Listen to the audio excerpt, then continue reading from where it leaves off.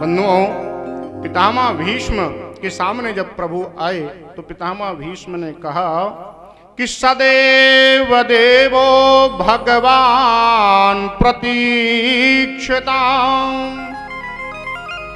कलेवरम यावदिदो हिनोम्यम्। पितामह भीष्म ने स्पष्ट कहा, भगवान जब तक मैं अपने प्राणों को ना त्याग दूं तब तक प्रतीक्षताम, आप मेरी प्रतीक्षा करो, यहीं पे खड़े रहो। ये कोई हिम्मत कर सकता है भगवान से कहने? ये भगवान का भक्त ही कह सकता है। भगवान ने जब सुना कि पितामह भीष्म कह रहे हैं आप खड़े रहो जब तक मैं प्राणों को ना छोड़ दूं, अब भगवान को तो ये भी मालूम है कि इनको इच्छा मृत्यु का वरदान प्राप्त है। जब तक ये मरना नहीं चाहेंगे तब तक मौत आएगी ही नहीं। ऐसे ऐसे महापुरुष हुए हैं जो जब तक मरना ना चाहें तब तक मौत आएगी ही नहीं।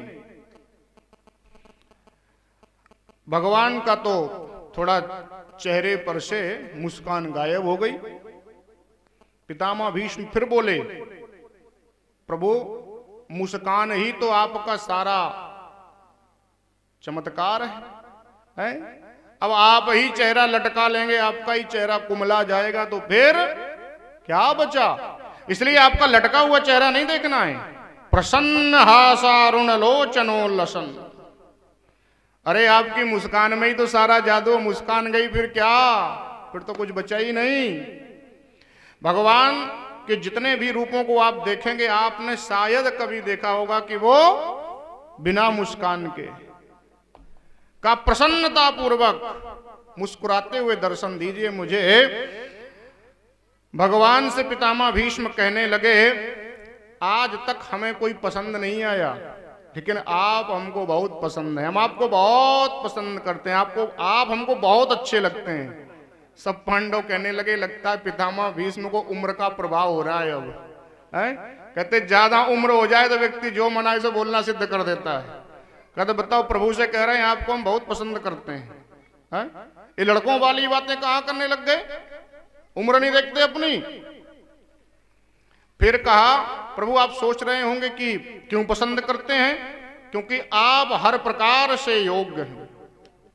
मेरी एक बेटी भी है, मैंने बहुत वर ढूंढे लेकिन कोई समझ में ही नहीं आया, उसे पसंद ही नहीं आया, लेकिन आप ही थे ऐसे जो उसको भी पसंद आ गए। अब संयोग तो देखिए प्रभु, मुझे भी पसंद हो आप, मेरी बेटी को भी पसंद हो। भगवान सोचने लगे कि इन्होंने तो विवाह भी नहीं किया है, बेटी कहां से ले आए? और पांडव तो और कहने लगे, पितामह भीष्म को क्या हो गया, क्या कह रहे हैं? फिर भगवान से कहा कि आप सोच रहे होंगे ना कि मेरी बेटी कहां से आई, तो ये जो मेरी बुद्धि है ना, यही मेरी बेटी है। और इस बुद्धि रूपी बेटी ने आज तक आपके अलावा किसी को नहीं चाहा। उसका कारण भी है, क्या? कहा कि आप हर प्रकार से योग्य हो, क्योंकि आप के चरणों में मैं अपनी इति मति को समर्पित करना चाहता हूं। अपनी बुद्धि को उसके कारण है, क्या? कि त्रिभुवन कमनम तमाल वर्णम, तीनों लोकों में आपके जैसा सौंदर्यशाली कोई मुझे नहीं मिला। आप सौंदर्य से परिपूर्ण है।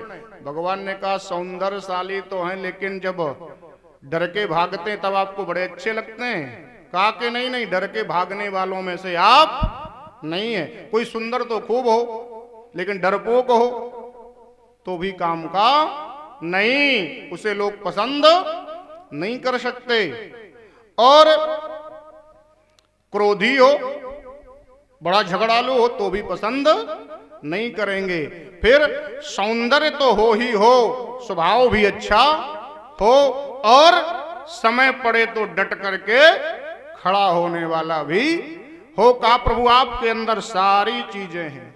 तो भगवान ने कहा ठीक है, आपको हम पसंद है, आपकी बेटी को हम पसंद है, लेकिन हम आपको क्यों पसंद करें? आपके अंदर, आपकी बेटी के अंदर ऐसी कौन सी क्वालिटी है जिसको हम स्वीकार करें, हम पसंद कर लें? कहा कि प्रभु आपको पसंद करना ही पड़ेगा, क्योंकि ऐसी बेटी है ही मेरी गुणवान। कहा कैसे, क्या गुण है? कहा कि देखो प्रभु, संसार में 3 प्रकार की तृष्णाएं होती हैं।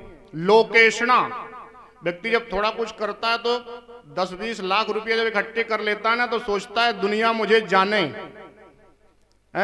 आज तो दिखावे का जमाना है। आज पैसे वाला अपने आधे से ज्यादा पैसे तो इसमें बर्बाद कर देता है, ये बताने में कि वो पैसे वाला है। आधे से ज्यादा उड़ा देता है इसी में। और वैसे कहा जाए कहीं पुण्य के काम में लगाओ, वहां मतलब नहीं बनता है। तो कहा लोकेशना से रहित है, किसी प्रकार की कोई इच्छा नहीं है कि मुझे कोई जाने। और वित्तेषणा, जब व्यक्ति के अंदर लोकेशना बढ़ती है तो सोचता है फिर पैसा और आए, जितना है उससे और भी गुना हो जाए, भाई कुछ भी करना पड़े, तो वो उसकी भी कोई इच्छा अब नहीं है। और फिर जब इतना सब कुछ कर लेता तो फिर क्या सोचता है? पुत्तेषणा, अरे इसको सबको भोगेगा कौन? इनका सब कोई ना कोई तो होना चाहिए, कोई ना कोई संतान तो होनी चाहिए। कहा कि ना तो मेरे अंदर लोकेशना है, ना पुत्तेषणा है, ना वित्तेषणा, किसी प्रकार की कोई तृष्णा ही नहीं है, तृष्णा रहित जीवन है। अब जब ये बात सुनी तो भगवान ने कहा कि हाँ, तब तो फिर आप हमारे योग्य पूरी तरह से हैं। भगवान के चरणों में अपनी बुद्धि को, मन को, चित्त को सब कुछ समर्पित कर दिया। भगवान का स्मरण करते हुए पितामह भीष्म अपने प्राणों को त्याग दिए। बोले भक्तवत्सल भगवान की जय हो।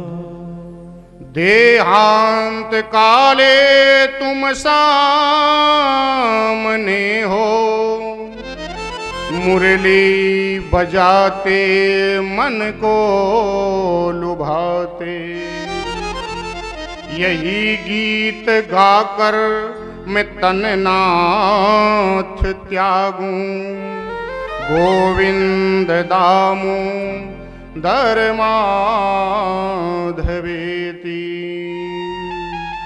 श्री कृष्ण गोविंद हरे मुरारे, हे नाथ नारायण वासुदेव।